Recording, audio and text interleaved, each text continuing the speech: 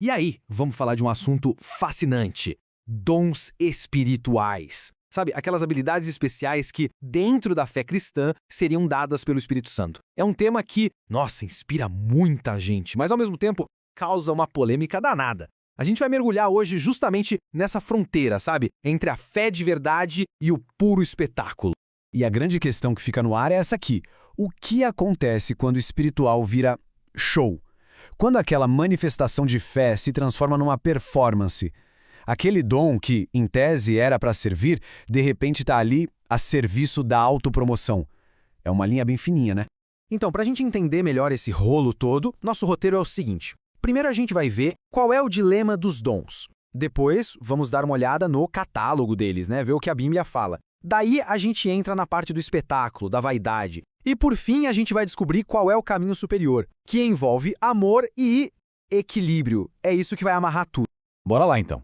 Começando pelo coração do problema, o dilema dos dons espirituais. Eles vivem assim num lugar bem delicado, sabe? Onde achar o equilíbrio é a busca de uma vida inteira.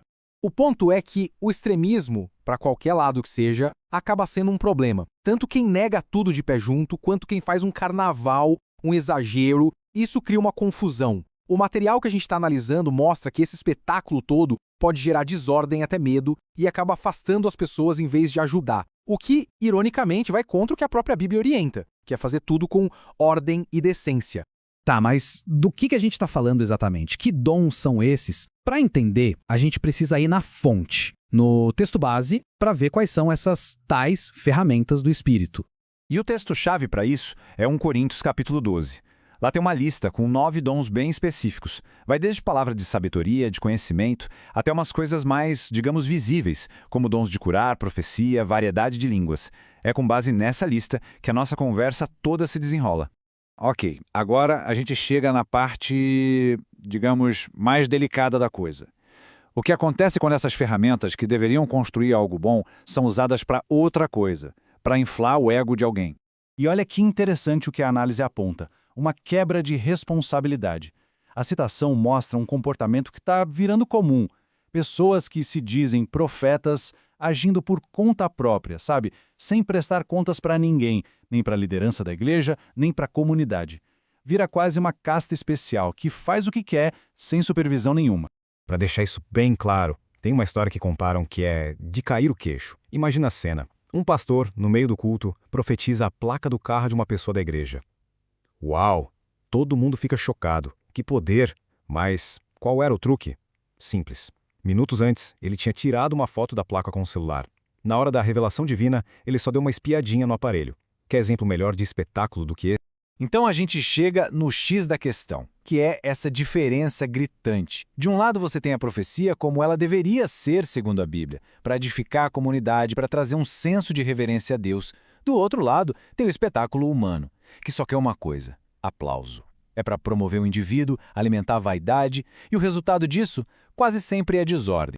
E tem uma outra observação aqui que é fascinante, que é o fenômeno das línguas culturais. A análise sugere que, em vez de ser uma coisa única, o que a gente vê por aí são padrões diferentes que mudam de igreja para igreja. É quase como se cada denominação tivesse o seu próprio sotaque espiritual. Aí fica a pergunta, né? Será que isso é algo genuinamente espontâneo ou é um comportamento que acaba sendo aprendido ali no grupo? Beleza. Depois de a gente olhar para esse problema todo da vaidade, a análise dá uma virada de chave. Ela aponta para algo que a própria Bíblia descreve como um caminho sobremodo excelente. E esse caminho é apresentado com um dos versículos mais famosos que existem, lá de 1 Coríntios 13. A ideia é muito direta. Mesmo que alguém fale todas as línguas, de homens e de anjos, se não tiver amor, não passa de barulho. Um sino que toca, um metal que faz barulho. Ou seja, o amor é o que dá o verdadeiro sentido a qualquer dom. Mas calma lá. É super importante entender que esse amor não é só um sentimento romântico. É muito mais uma atitude, um princípio em ação. A descrição é de algo que é paciente, que é bom, que é humilde, que não fica buscando o próprio interesse e não se acha melhor que os outros. É basicamente a condição número 1 para usar qualquer dom do jeito certo. Tá, e como é que isso funciona na prática, esse tal de amor? Bom, primeiro, ele corta a vaidade pela raiz, acaba com aquela vontade de aparecer. Segundo, ele garante que o objetivo final seja sempre ajudar a comunidade, não oprimir ninguém.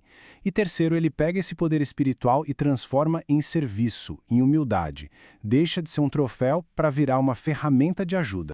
E com isso, a gente vai chegando no fechamento onde todas essas ideias se encaixam. E a palavra-chave aqui é equilíbrio. E a grande conclusão da análise é esta. O problema, no fundo, nunca foram os dons. Nunca. O problema é a vaidade humana, que pega algo bom e distorce. Por isso, a solução não é proibir ou negar que eles existam. A solução é buscar uma prática equilibrada, sabe, com o pé no chão e principalmente com o amor como motor de tudo. No finalzinho daquele mesmo capítulo 13 de 1 Coríntios, o texto coloca as coisas em perspectiva, numa espécie de pódio. Diz que no final, 3 coisas permanecem: a fé, a esperança e o amor. Mas o maior de todos, o que está no topo, dando sentido a tudo mais, é o amor. Ele é o campeão. E no fim das contas, essa discussão toda nos deixa com uma pergunta que vai muito além da religião, né? Em qualquer área da nossa vida, no trabalho, na arte, nas relações, como é que a gente aprende a diferenciar o que é genuíno, o que é autêntico, daquilo que é só vaidade humana disfarçada de uma grande coisa? Fica aí a reflexão.